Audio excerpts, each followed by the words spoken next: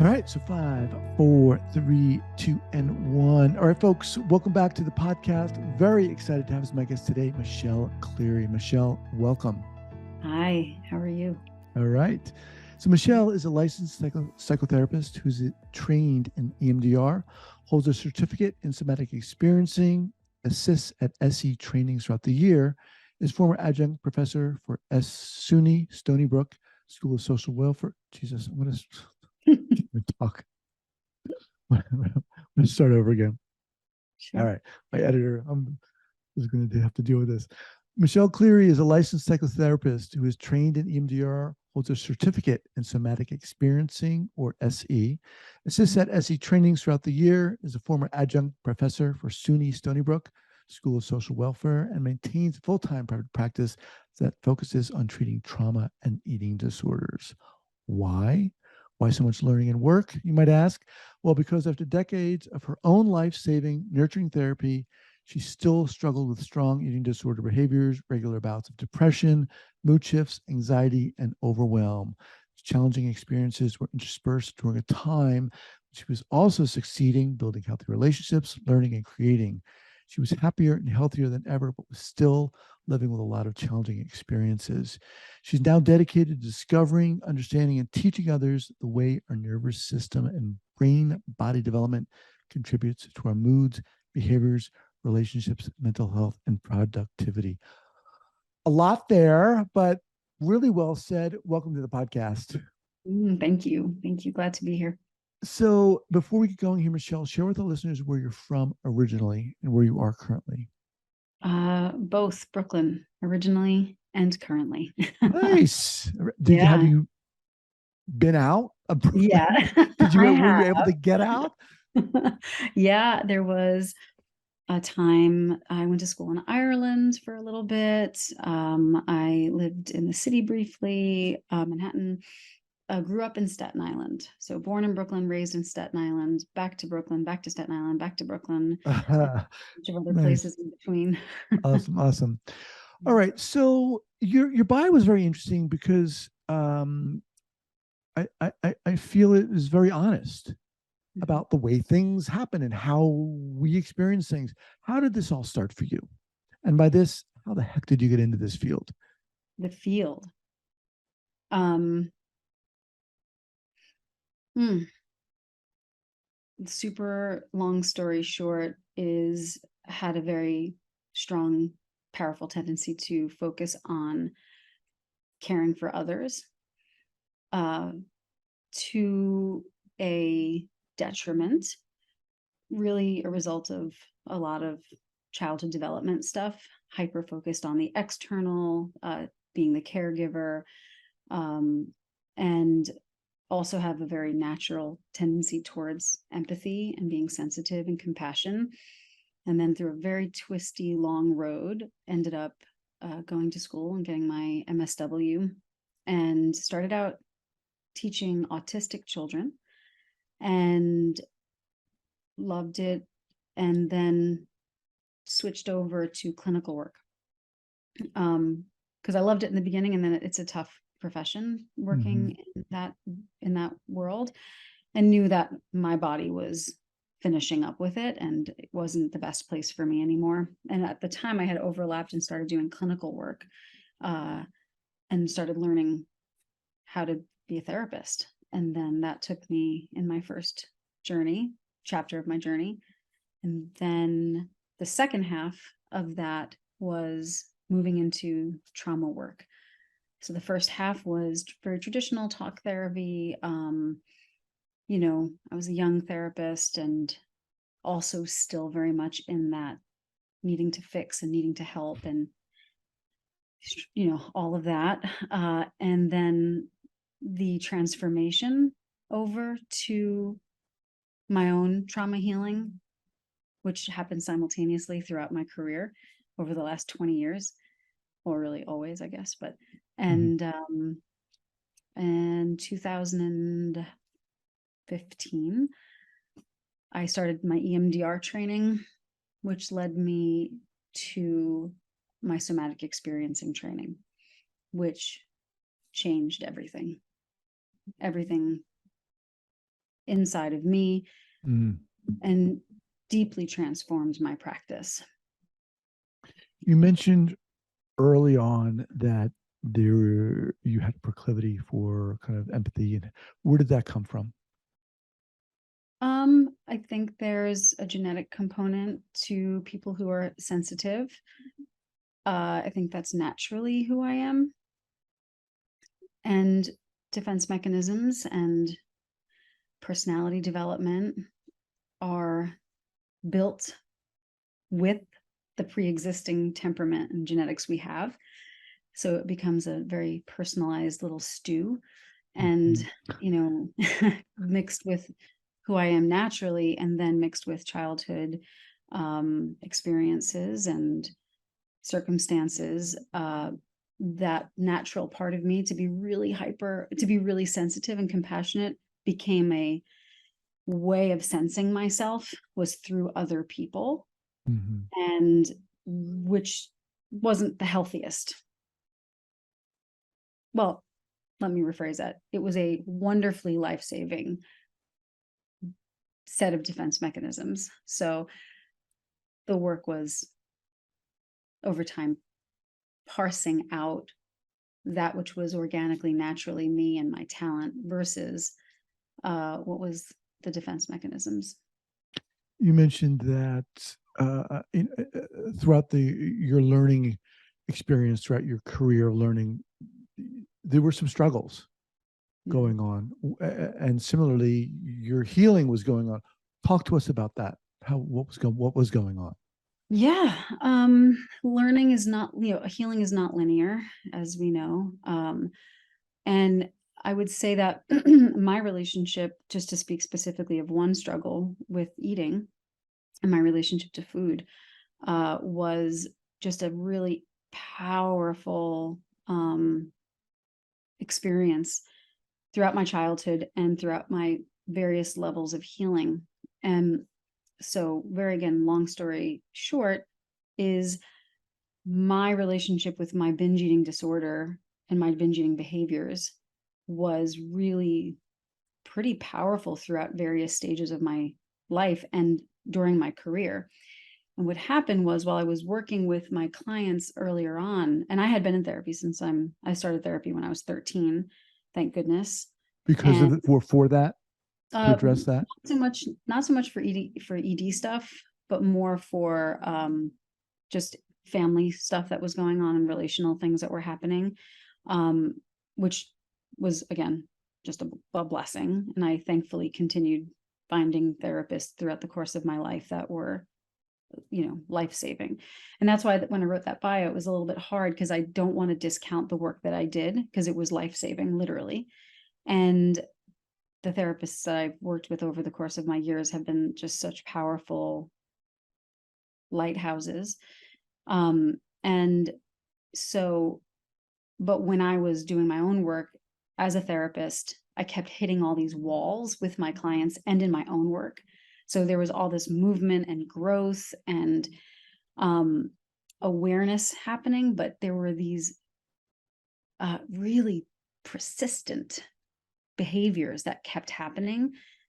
And not until I moved into the world of trauma renegotiation and trauma work through somatic experiencing did things start to really change. And that was, like I said, it started in 2015, 2016, and then it's, all I do now. Not all I do. I do a lot of other things, but So, Mhm. talk to us about what changed for you when you were introduced to SE. How did it change? What was it Mm. about SE that facilitated that change for you? um it it's such a rich experiential answer that it's so hard to give it a cognitive um narrative. But the best answer I could give is that, well, the question you asked was what changed. And what changed for me, I think I got that right, Hmm. was it was a non-verbal experience. When I first received when I first experienced SE as a client, really, well, it's like a long story, but my consultant was an SE person. My EMDR consultant was an SE person, and I was very dysregulated and having a really hard time doing EMDR, because EMDR has a protocol to it, and there's it's really about sitting back in your chair and letting the body do the work, which was so foreign for me. And I knew I needed more than the skills I had. I knew I needed more. My clients needed me to need more. My clients needed me to have more, and I needed me to have more. So when I did my EMDR training, I was moved and loved it, but I couldn't do it because my nervous system was still too dysregulated to sit back. I was still trying to save. And when I was doing my work, trying to do it, my mentor said, "You're not ready." Not directly like that, but "You need SE," is what the words actually were. "You need SE." And I'm like, "Oh my God, what is this? Blah, blah, blah." And okay, sure, I'll take that. Yeah, okay, sure. Okay. And every week I would go in with him, and he would just sit quietly. And I would be like, "What is this? What is this magic?" And I would start to talk and talk, and he just wouldn't let me talk. He wouldn't let me talk. And I was like, So and what was he doing? he was directing me to Is this your therapist? he was my consultant, but while I was trying to be, he was consulting me on EMDR, but because I couldn't do the EMDR because my body was so dysregulated, he would pop into these moments of what's happening. Notice what's happening in your body. Okay. And so, like Abby talked about in your previous episode, he was teaching me to track my own body. He was bringing me into awareness of my own. He was supporting me. And again, trying and doing are very interesting words when we talk about somatic experiencing. So it wasn't that he was doing or trying anything. He was being and inviting me to be with me. And so there's a way that's done in trauma renegotiation or in somatic experiencing where you're inviting your client's body into its own awareness. And that's what was happening. But it was so different than anything I had ever done before, experienced before. And it was a very strange at the time, but powerful and impactful and positive experience that I just finally, it hit me, and I signed up for the training. And in the training, it's a 3-year training, and you have to do your own SE in the middle of that. So then I found a separate somatic experiencing therapist and continued with him as my mentor. And I was just having all of this like really rich therapy that was based not in talking, not in narrative, not in story. Hang on here, because I want to really highlight this. So you said this was such a unique, profound, that's what I'm hearing, experience for you, different than anything you had experienced previously. Talk more about that and how it hit you. The differences, or Yeah, while this consultant was, inviting you to experience your body in a way that you had never done before. You said it was very different for you. Talk more about that. What were you feeling or experiencing or sensing? And it glitchy. It was glitchy. So my way was to always talk in a dysregulated, disembodied way. And the talking was taking me away from what was happening in my body, and again, unconsciously, non-consciously, subcortically. But when I was directed to slow down you become, all of a sudden, you become aware of a level of activation that you didn't ever know was there because you didn't know to stop and look for it. Because the world doesn't function that way. We function in words and cognitions and symbols and all that. We don't, we don't privilege the body at this point in society. I mean, we're moving more towards it, but it's just still new. Mm-hmm. And so when I was being directed and supported, I was being supported and slowing down, I became so aware of the drive in me to just keep reaching out and and being like just moving forward. And this was this very real, like gentle but noticeable, energetic, like, no, sit back, like, and then become aware. And I was like, what is this? And it was me. Wow. It was me. And I was like, what? Who is, like, what's going on?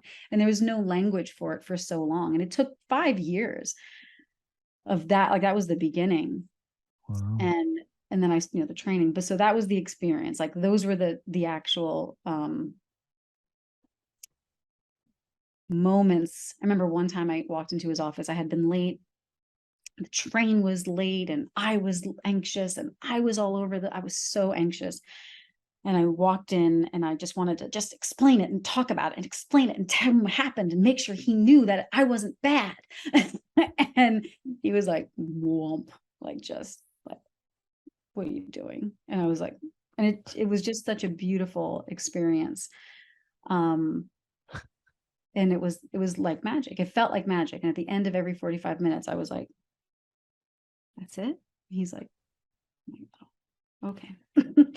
I guess I gotta go. And then I said, how do I take this with me? How do I take this with me? And he said, just take 10%. Just take 10%, if you can take 10%. And then my other somatic experiencing practitioner, same thing. Talk. And she was like, whoa. Like, and just kept bringing me back to my own awareness, and inviting me to notice. And it was hard because I was attached to the story. I wanted to tell them the stories. I wanted them to know. And I had to trust that for both the two people I'm referring to, they already knew. They already knew me. Like, they knew me in a way that I didn't know myself yet. Because they saw me as a human, right? They saw me as a person. But before that, I had only really recognized myself via how I could influence people, or how I could help them or save them or perform for them or make them like me or value me in some way. And when that shifted very much in this new way of treating, which is just very, very different than psychoanalytic or CBT or, traditional psychodynamic talk therapy, that all has value. Again, life-saving. But this was different. You have a wonderful way of describing your own experience with its in relation to SC, and this idea of like feeling needing to tell them the story, get the story out, and then just saying, talk about. So let's jump a little. You said you started studying SC, and what was that like for you? That's such a great question, because it's, now that I'm an assistant, and I support the faculty in teaching other students, other professionals, I see it happen to so many people. So many students go through this. And I had the same experience, is that I started, and there it was. Hi, like, I'm here. Let me get it right. So much. I remember my first day and the the anxiety of getting it right. And I don't think I heard 30% of what my faculty member said. And in the beginning, like especially in the beginning, and then over the course of the module. So there's the way SE works is that there's 3 beginner modules, 3 4-day beginner modules, and then 3 4-day intermediate modules, and then 2 6-day advanced modules over the course of 3 years. So I'd say by intermediate 1, I started to, like, I could feel the activation coming, and then I could start to shift, hence find the shift. I could start to shift into a more embodied place, deepening my awareness, noticing all the information was starting to I was starting to hear a little bit easier. I was taking in information. My executive functioning was starting to come back. Well, I don't know if it ever was, but it was starting to turn on. Executive functioning was starting to, I was like, my notes, and at the end of intermediate 3, this is what I shared at the end. I showed my notes from beginner 1 and my notes from intermediate 3, and my handwriting was different. Wow. My taking notes in beginner 1 was like, I have to get all of it and I have to know where it is, and I would just write it down, and I was so overwhelmed with trying to consume it all, which is a whole thing that could be another whole conversation. But by intermediate 3, because my body had started to really settle, I could take in information differently. I could sense myself different. I could sense myself, period. Where I didn't have that ever.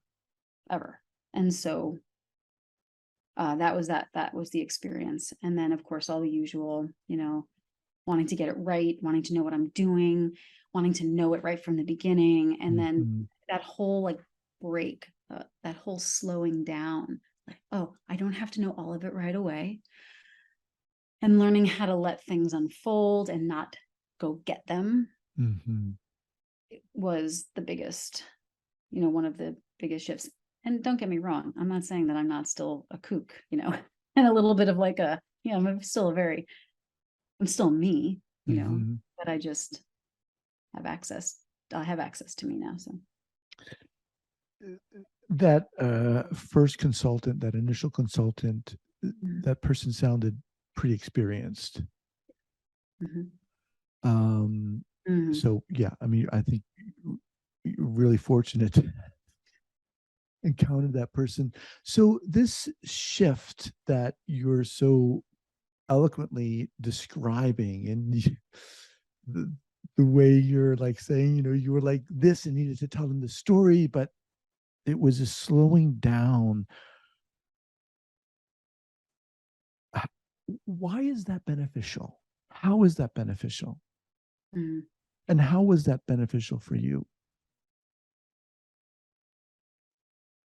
There's so many answers to that, but I mean, there's like a spiritual level answer, there's a cognitive answer, there's a, social, emotional answer. Well, let me ask you directly. You are someone who is experiencing, you said binge eating. How did that help you with that? Yeah. So yeah, big answer there is preceding somatic experiencing, and the work I was doing with my previous client, therapist rather, who again, incredible. I finally, how it helped me, and I've reframed the word binge eating as disembodied eating. So with Find the Shift, which is the community that I launched 2 months ago, it's designed to support people to break free from disembodied eating. And I reframed it, or rebranded it, if you will, in that way, to explain that binge isn't a behavior. Binging is an experience that happens when you are disembodied. Mm. When your nervous system has shifted, because with all this education and all this work and all this learning preceding that, I thought, and many people thought and still think, that binge eating is a behavior that has to be controlled, willpowered away, Mm-hmm. disciplined away. You have to want it. You have to want it. And I can tell you, I wanted it, but I couldn't stop doing the behavior. And it wasn't until I started to understand the nervous system and the subcortical complex mechanisms that mammals have that cause, or at least deeply influence, so many of the explicit behaviors like binge eating, Mm-hmm. until that became, once I became aware of that, and I remember the day I got it. I figured it out. It was in the middle of the SE training, the end of the SE training. And I was just I was learning polyvagal theory and deepening my understanding of dorsal vagal and ventral vagal and sympathetic activation and all the different types of nervous system settings. And it finally dawned on me. I was like, oh, I'm dissociated. I'm dissociated. Holy, I don't know what the cursing rules are here. So holy moly, I am dissociated. I'm not here. I'm not doing this. There's something that happens. It just happens so frequently and so automatically, and has been happening so long. I didn't know. I thought it was a behavior. And it's not. I mean, it's a behavior, but it's a behavior that's happening as a result, on top of a nervous system shift that keeps happening and has been happening since I was 2. And so and then when I figured that out, it just was like, oh. So over the last 3 to 4 years, I've been working towards and learning, with everything that's going on. And it's not simple, and it's certainly complex, but my goal and my hope, my drive for Find the Shift, more than anything, is I don't want people to live with the shame. Mm-hmm. I know what that shame feels like. I know what it feels like to wake up the next morning and think a zombie took over, and you did these things and you ate this food, and you don't know why it happened, and the shame. And I want people to know that they're not bad. They're not bad. They're not lazy. They're not sabotaging themselves. They're not wanting it enough, but something's likely. I'm not saying everybody, because humans are complex beings and there's so many factors involved in this, but Right.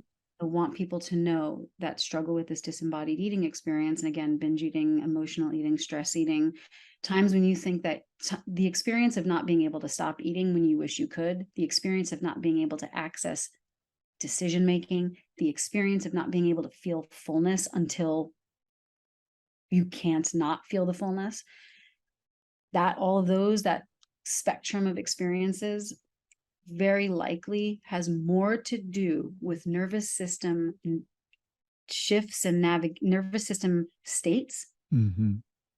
than the fact that you're lazy. That's not what it is. You're not lazy. Let me just remind everyone I'm speaking with Michelle Cleary. The website is findtheshift.com. So the disembodied eating has its origins in nervous system dysregulation, Mhm. Yep. which has its origins in trauma Yes. most of the time, if not all Most the of the time. time. I would say a very large percentage of the time, the key is understanding the definition of trauma. Because so many people think trauma is big T. Mm-hmm. This thing happened to me. Right. But chronic stress is also traumatizing to the body. Right. Right. So many people lived in chronic stress environments. And I don't mean stress like, oh, and I know this, but oh, the lights are going to get shut off. Meaning chronic stress if you didn't get enough of the emotional attunement Mm-hmm. that you needed.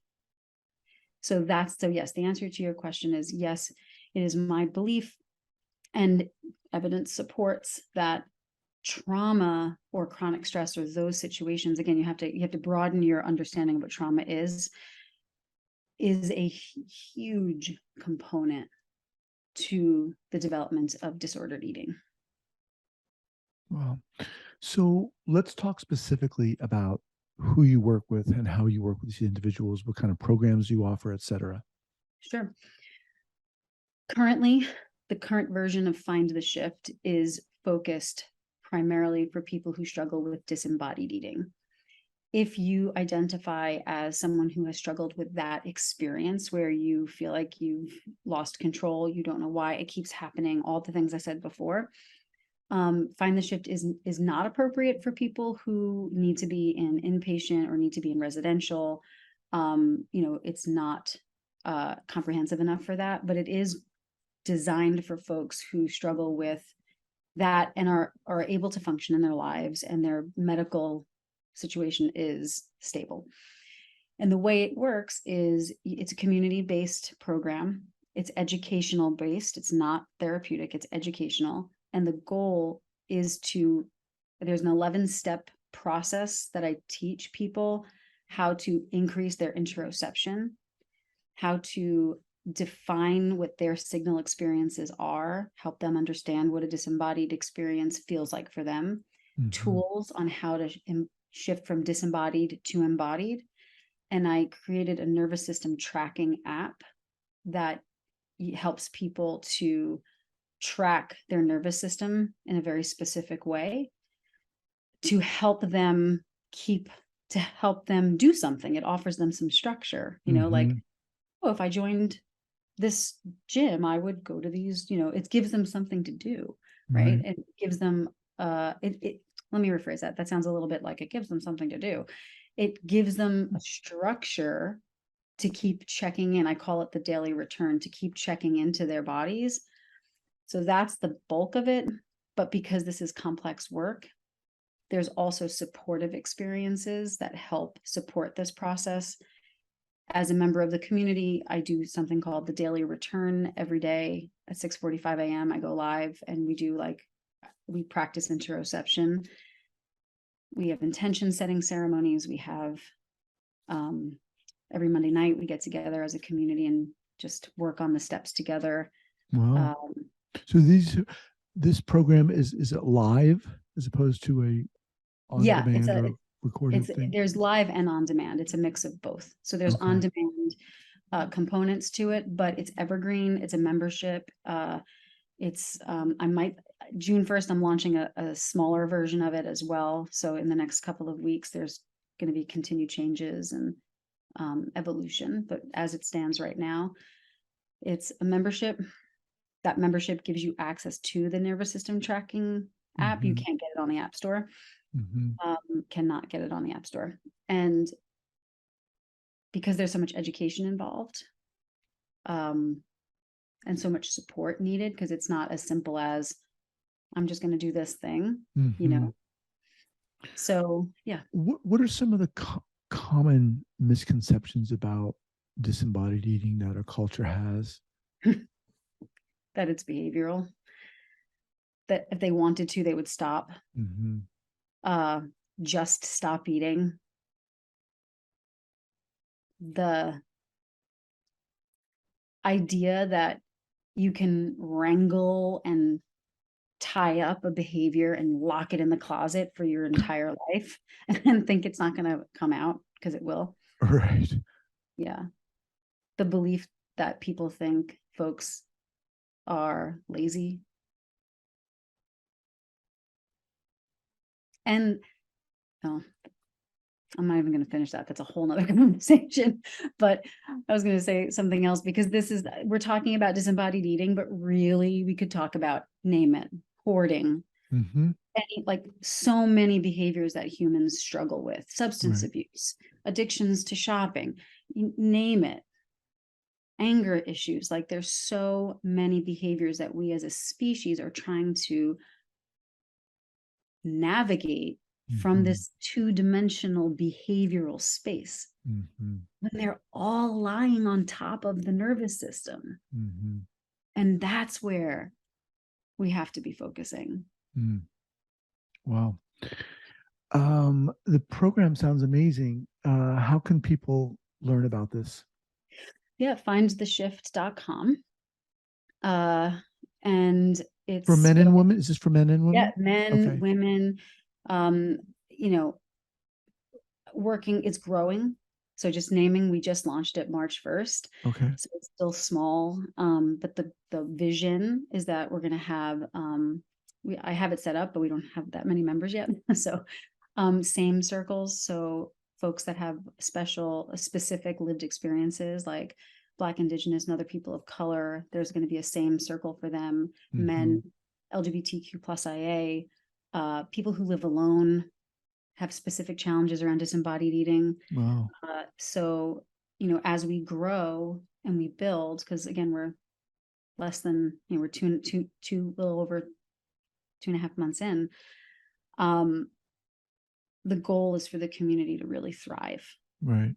Right. And you don't have to be an active member of the community, because some people are like, I don't need another, but to just be in it and to see it and to know and even see the posts and people are talking about their struggles. There's something really powerful about seeing that. When you were going through your own shift with these SE consultants, did you have access to any of this kind of support yourself? No. No, I just, I hate to say it that way, because SE was the support. Oh, and you know what else I really want to mention, which is amazing, is embodied recovery for eating disorders. So it's this wonderful, Paula Scatoloni and Rachel Lewis Marlowe have created a protocol for eating disorders that is literally based in this. And I just started taking their training. Mind blowing, like mind blowing. I've had her on the both of them on the podcast. Really? Yeah, I'll link up to them. They're awesome. So good. So I found them recently when I was doing research for Find the Shift. I found the chapter that they wrote in the textbook, Trauma Informed Approaches for Eating Disorders, I think is the text. And then when I found them, that chapter, I looked them up and was like, oh, I need that training. So awesome. All right, Michelle, you are incredible. I really, really appreciate